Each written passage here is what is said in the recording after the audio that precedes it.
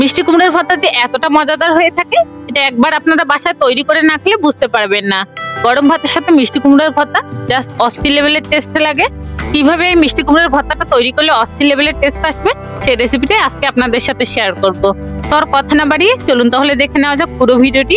প্রথমে আমি মিষ্টি কুমড়োগুলোকে কেটে নিয়ে এসেছি। আমি ভর্তা তৈরি করার জন্য এখানে অর্ধেক মিষ্টি কুমড়ো ব্যবহার করব। এখন একটি চামচের সাহায্যে মিষ্টি কুমড়োর মাঝখানের অংশগুলোকে তুলে নিচ্ছি। এখন এই মিষ্টি কুমড়োটাকে আমি ছোট ছোট করে পিস করে নেব, যাতে করে আমার সিলতে সুবিধা হয়।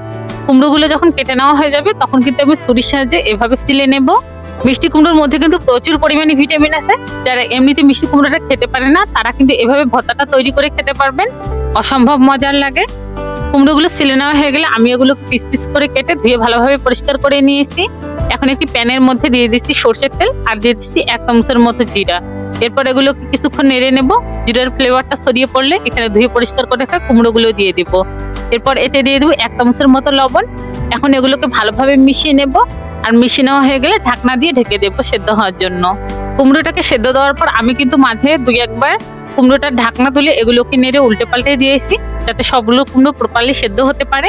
5 থেকে 7 মিনিট পর আমি ঢাকনা তুলে নিলাম, আর আমার কুমড়োটা কিন্তু প্রপারলি সেদ্ধ হয়ে গেছে।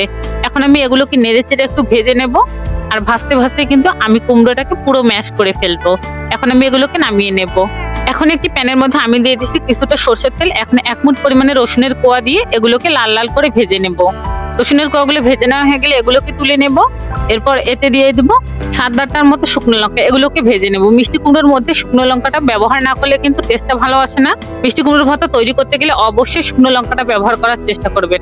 শুকনো লঙ্কাগুলো তুলে নেওয়া হয়ে গেলে একই প্যানের মধ্যে আমি দিয়ে দেবো পেঁয়াজ কুচি। আমি কিন্তু কিছুটা পেঁয়াজ কুচি রেখে দিয়েছি কাঁচা ইউজ করার জন্য। এখন এগুলোকে হালকা করে ভেজে নিয়ে এরপর তুলে নেব। প্রথমে কিন্তু আমি লবণ দিয়ে শুকনো মরিচটাকে ভেঙে নিয়েছি। এরপর রসুন ভেজে রাখা পেঁয়াজগুলোকে ভালোভাবে মেখে নিয়েছি। এরপর এতে কুমড়ো ভর্তাটা দিয়ে কাঁচা পেঁয়াজ দিয়েছি। এরপর উপর থেকে লেবু রস ছড়িয়ে ভালোভাবে মিশিয়ে নিয়েছি। ভর্তা মাখানোর এই ক্লিপটা আমার নেওয়া হয়নি, আমি মুখে মুখে বলে দিয়েছি। ওইভাবে আপনারা কুমড়ো ভর্তাটা তৈরি করে নেবেন। গরম ভাতের সাথে এই কুমড়ো ভর্তাটা খেতে কিন্তু অস্থির লেভেলের টেস্ট লাগে।